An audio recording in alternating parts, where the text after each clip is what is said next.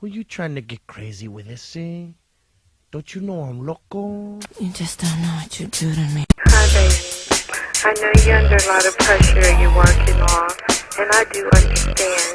You have no idea how much I understand. But you also don't have any idea how much I love you. I love you so much. Shut up already. Damn. Hey, you. You know you've been talking a lot of shit, whispering in my ear, making me feel all hot and bothered and shit, making a motherfucker horny. You say you could fuck?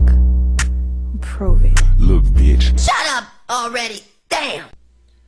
Yeah, welcome to the Player Supreme show at zenmac.com. I am your host, Player Supreme. And don't ever give me two turntables in the mixer, because I'll turn this motherfucker out.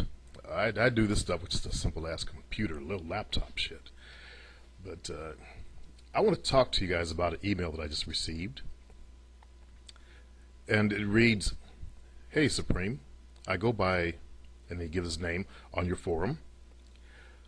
I would have made an appointment with you via Ventrilo, but I do not have voice capabilities on my Dell Hybrid, so I write you this email. Well, thank you for everything, first off. You have helped me tremendously. The biggest thing which has helped me is my inner game. The first day of your 7 steps," and basically step 1 he's talking about, "I landed 2 bitches and fucked one of them the first day." Okay, that's with my 7 steps program. He got just in the first portion of it, and he says he's landed 2 bitches and fucked one of them the first day. Congratulations to you, bro.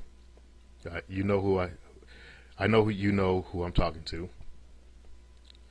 He goes on to say, "This is because I identified my inner parent and inner child and realized why I was acting the way I was acting." In my book, I have you guys uncover, it's really deep. What I'm talking about in there is really, really deep. Because I'm trying to get rid of all the obstacles in your way. And I realize that we all have, from my information that I've learned over the years, that we have different aspects of our personality, what I call your inner buster and your inner pimp, which relates to the psychological terms inner parent, inner child. And I have you work with that area right there to uncover what's really going on in your head, why you blocking yourself from having women. Anyway, he continues to say, "Just that identification alone helped me tremendously and my game was on. However, as I play the game more, I'm running into more inner problems." So he's uncovering all this stuff that's been buried in his head, which is what you do.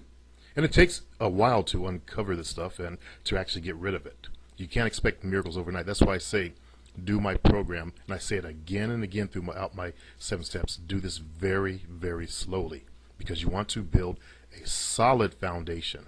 I mean a solid foundation. So I can drop you anywhere in the world with $100, and you too will be able to get a woman. He goes on to say, "My inner demons have been coming out more, and I don't know what to do about them. I feel overwhelmed. For example, I discovered a hang-up just a few days ago, which is the understanding that you rent time on pussy. Now, when I listened to you say this, all I could do was agree and nod my head, because I have gone through this with my ex-wife. It felt freeing to say this to myself, and it helped me with my flirting and break the ice, etc. Well, this is starting to chip away at my inner game now. I feel that women are incapable of being monogamous, ever. This bothers me. I have no problem playing women, but now I feel that every time a woman is choosing, she is playing me. I feel like the sucker." Okay, Z, what you've done is you've taken it too far. I was referring to the freaks, the sexual freaks out there.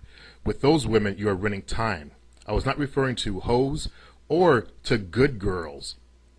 Believe it or not, I'm not even referring to hoes, because hoes are about the money. If you got the money, they're not going to give it away. They're going to try to lock you up and land you and get you to marry them.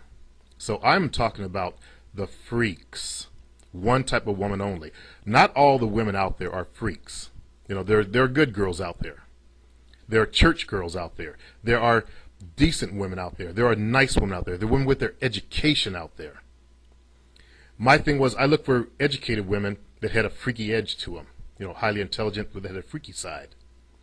And I found those women tended to have all this stuff locked away within them, and just needed someone like me to tap into it. So they're on the edge of good girls, but they got this urge, these urges within them. So I got the benefit of having a good girl, and the benefit of being able to tap into freaky stuff, or the freak nature. Okay? So you're looking at all women now as being evil, and that is not so. It takes an entire village to raise a child, as they say in Africa, but it takes also an entire village to create a freak. Basically, a freak starts as a child. As a child, she's the type of girl that needs daddy's attention, and daddy's not there. This is what usually happens. He's either in the house and doesn't give her any attention. He probably feels some type of sexual attraction to his daughter, because these type of girls, they're born with those kind of alpha female bodies, the type that turn heads. So he becomes more colder towards her as she hits more maturity, because he's in denial himself that his baby girl is growing into a woman. He doesn't want to look at that. You know, I'm glad I don't have a daughter, because, you know, this is things that men have to go through. You know, when they see their daughters becoming women, you know, you don't want to look at her butt and her breast. That's your daughter. That's disgusting. But then they feel disgusting, so they distance themselves sometimes. Or the man is just busy, period. You know, he doesn't give a fuck. Or he's not even in the picture. But so they grew up craving male attention. And they learn to trade their body to get male attention.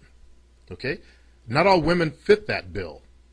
Most women out there, I should say most women, but a lot of women out there have good families they come from, or decent families.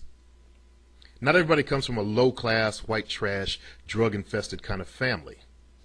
Or if they're African descent, then they don't come from where there's no father in the picture. You know, I had a father. Unfortunately, there is a high incident in my community of single parenthood. It's like 70% but not all of them fit that bill. Even girls who came from a single parent can be a good girl if they're raised in the church. So, my friend, you got to back down off this. You're making yourself crazy with this. And even if it was true, you got to let yourself roll like a pimp. And that's where you also are not recognizing that you have the power to turn her to you. Think like a pimp. Think like a preacher